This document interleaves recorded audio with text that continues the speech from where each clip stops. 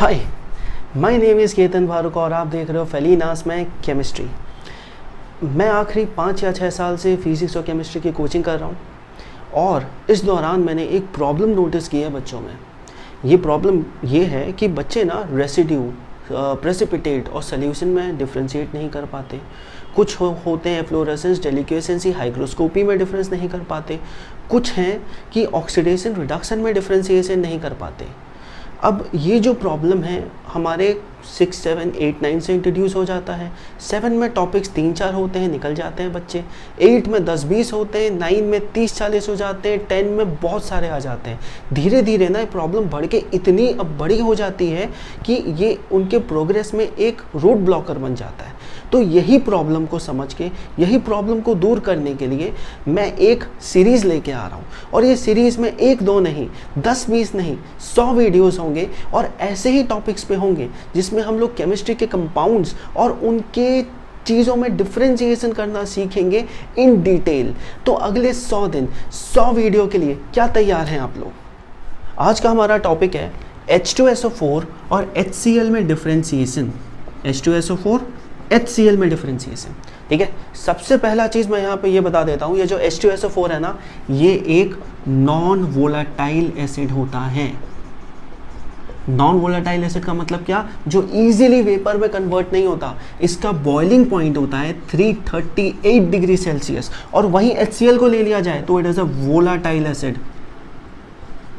अब volatile acid क्या होता है भाई? जो इजीली वेपर में कन्वर्ट हो जाता है। इसका बॉइलिंग पॉइंट होता है 110 डिग्री सेल्सियस। अच्छा, ये प्रॉपर्टी जो है, ऐसे तो हम लोग को बहुत ज़्यादा डिफरेंस नहीं लग रहा, लेकिन जब इसका यूज़ में आता है ना, H2SO4 जो है इस प्रॉपर्टी के वजह से it is used to prepare many other acids, can be used to prepare other acids. अब वो अदर एसिड्स कौन से हैं भाई, वो भी तो बता देते हैं। HNO3 खुद है, HCl है, CH3 एसिटिक एसिड जो हमारा होता है वो भी है। मतलब ये प्रॉपर्टी के वजह से, नॉन वोलेटाइल नेचर के वजह से H2SO4 can be use to prepare these various acids. लेकिन वहीं अगर HCl को अगर हम लोगों ने यूज़ किया, क्या होगा पता है? ये तो वेपराइज हो जाएगा। मतलब जो हमारा एसिड प्रिपेयर होगा उसके संग ये कलेक्ट हो जाएगा। मतलब तुमने HNO3 लिया, मान लो प्रिपेयर किया, उसके संग HCl फ्री में आ रहा है वेपराइज होके, चाहिए नहीं चाहिए ना, तो इसीलिए HCl कहीं यूज़ नहीं होता, H2SO4 यूज़ होता है। तो ये तो हमारा बहुत ही बेसिक डिफरेंस हो गया।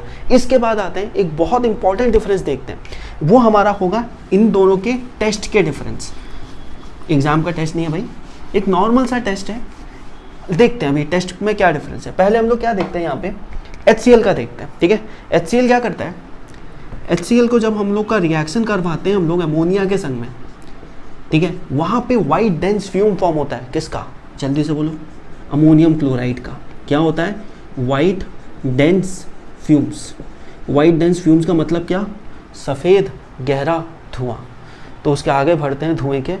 अच्छा, इसके संग एक और टेस्ट में लिख देता हूँ। HCl का जब रिएक्शन होता है सिल्वर नाइट्रेट के संग में, सिल्वर नाइट्रेट पता है क्या होता है, राइट? सिल्वर नाइट्रेट, वहाँ पे हमारा AgCl फॉर्म होता है और HNO3 फॉर्म होता है। ये जो सिल्वर नाइट्रेट है ना, ये एक वाइट PPT होता है। So this is how we actually recognise HCl, ठीक है। ऐसे हम लोग HCl को अगर यहाँ वहाँ पे रिकॉग्नाइज कर सकते हैं। वहीं अगर H2SO4 ले लिया जाए, इसका थोड़ा लंबा टेस्ट है। इस कॉपर को लिया हम लोगों ने, सल्फ्यूरिक एसिड कंसनट्रेटेड स्टेट में लिया जाता है, ठीक है, कंसनट्रेटेड स्टेट में लेते हैं और वहाँ पे हमारा प्रोड्यूस होता है एक gas which is sulphur dioxide. और वो सल्फर डाइऑक्साइड जब रिएक्शन करता है पोटेशियम डाइक्रोमेट से, पोटेशियम डाइक्रोमेट पेपर का कलर चेंज हो जाता है ऑरेंज से ग्रीन। तो this is how we recognise sulphuric acid.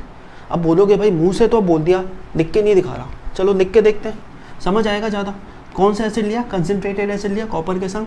Copper sulphate बनेगा, वाटर बनेगा और हमारा बनेगा जो गैस हम लोग को आगे चाहिए। अब ये गैस को हम लोग क्या करेंगे? पोटेशियम डाइक्रोमेट से पास कर देंगे। पोटेशियम डाइक्रोमेट से पास किए, ठीक है। पोटेशियम डाइक्रोमेट का कलर क्या होता है? अभी अभी बताया था, ऑरेंज होता है, भूलना नहीं है। तो ये पेपर होता है जो कि ऑरेंज रंग का आता है। रिएक्शन होके ये बना लेता है क्रोमियम सल्फेट। अब क्रोमियम सल्फेट क्या होता है भाई? फिर से मैंने रॉन्ग लिख दिया बैलेंसिंग, मतलब 3 बार रॉन्ग लिखा है। एनीवे क्रोमियम सल्फेट बनाया, क्रोमियम सल्फेट के संग संग पोटेशियम सल्फेट भी होता है, वाटर भी होता है, लेकिन हम लोग को बाकी चीज़ों से कोई मतलब नहीं, हमें मतलब है पोटेशियम डाइक्रोमेट जो कि ऑरेंज होता है और क्रोमियम सल्फेट जो कि ग्रीन होता है। तो हमें ऑब्जर्वेशन में क्या समझ आया, हमें ये समझ आया कि सल्फ्यूरिक एसिड क्या करता है, पोटेशियम डाइक्रोमेट को ऑरेंज से ग्रीन कर देता है। एक्चुअली सल्फ्यूरिक एसिड नहीं करता है, H2O करता है। और वहीं HCl क्या करता है, सफ़ेद गहरा धुआं, ज़्यादा गहरा मत ले जाना, लेकिन वाइट डेंस फ्यूम देता है। और उसके बाद वहीं अगर AgNO3 के संग रिएक्शन अगर करवा दिया तो वाइट प्रेसिपिटेट बना देता है। आसान सा रिएक्शन था, इजी था, याद रहेगा। White dense fumes and orange to green याद रख लो, क्योंकि ज़्यादा इंपॉर्टेंट ये दोनों है। ये वाला तो फिर भी कितनी बार आसानी से बच्चों को याद हो जाता है। So this is the reaction in which we can differentiate between H2SO4 and HCl by using a test. ठीक है, आगे बढ़े, अगले टॉपिक पे आते हैं, इनके डिफरेंशिएशन में ही। अच्छा, एक छोटी सी बात बता देता हूँ उसके पहले। H2SO4 को ना एक बहुत ही अच्छा सा निकनेम दिया गया है। निकनेम क्या है पता है? King of chemicals. अब किंग ऑफ केमिकल्स इसको क्यों बोलते हैं? क्योंकि इससे बहुत सारी चीज़ें प्रिपेयर हो सकती हैं, कुछ भी जो तुम चाहो बना लो।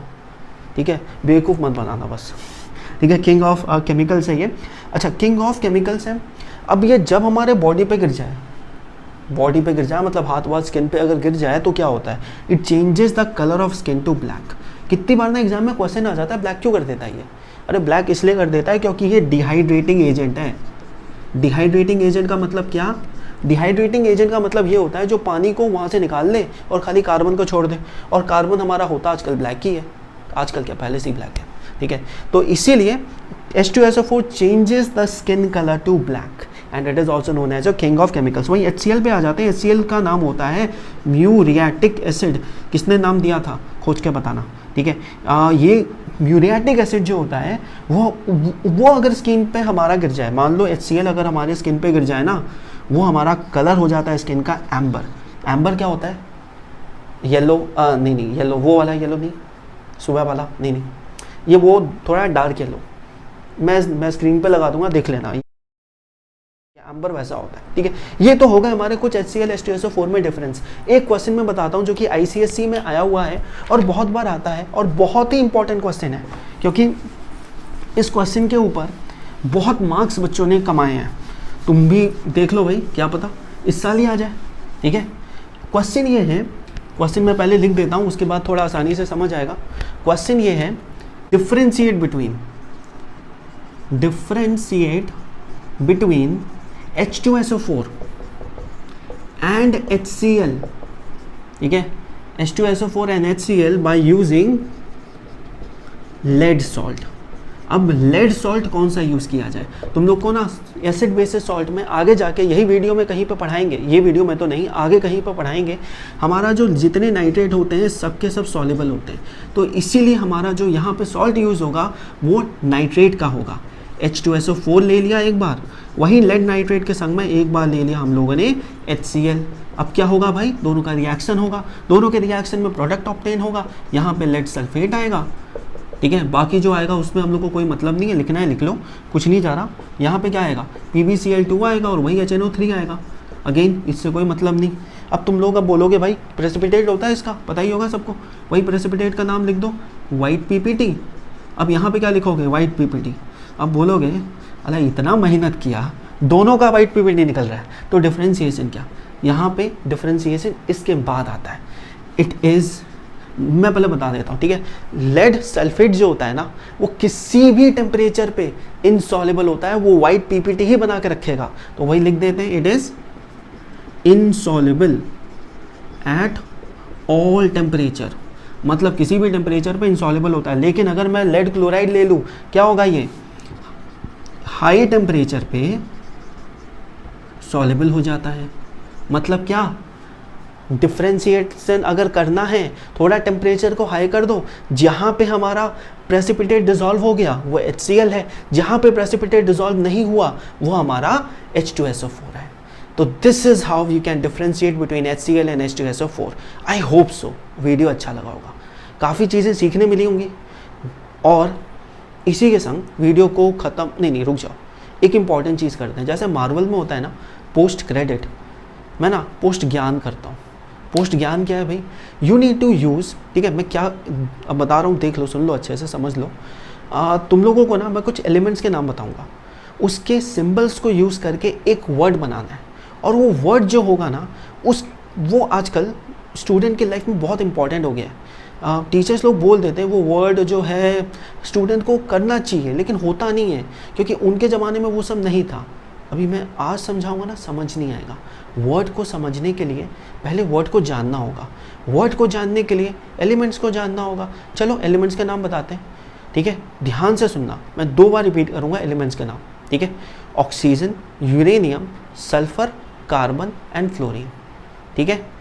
Oxygen, uranium, fluorine, carbon, sulphur, ये सब हम एक ही बार यूज़ करना है, 2 बार यूज़ मत कर लेना, ठीक है। 2 बार बोला है मतलब ये नहीं सर आपने 2 बार बोला, मतलब 2 बार लगा दिया, कुछ और ही बन गया। 2 बार नहीं, 1 बार, ठीक है। ये जो वर्ड है, मेरे मुंह से वर्ड निकल जाएगा भाई अभी, ये जो वर्ड है तुम लोग को सबसे पहले यहाँ पे कमेंट करना है। लेट्स सी कौन सबसे पहले कमेंट कर पाता है, पहला तो। दूसरा चीज़, we will discuss on this word, ये वर्ड के ऊपर कुछ डिस्कशन हम लोग करेंगे अगले वीडियो में। पहला चीज़ तुम लोग को क्या करना है, फिर कमेंट करके बताना है कौन सा वर्ड है। दूसरा काम क्या करना है, तुम लोग को ये टॉपिक समझ आया होगा, नहीं आया तो वो भी बताओ, इसमें और एक्स्ट्रा क्या समझना चाहते हो वो बताओ, और कौन सा डिफरेंशिएशन का वीडियो देखना चाहते हो वो बताओ, ठीक है। तो आज के लिए वीडियो में इतना ही, तब तक के लिए पढ़ाई करते रहो और अच्छे से पढ़ो। चलो।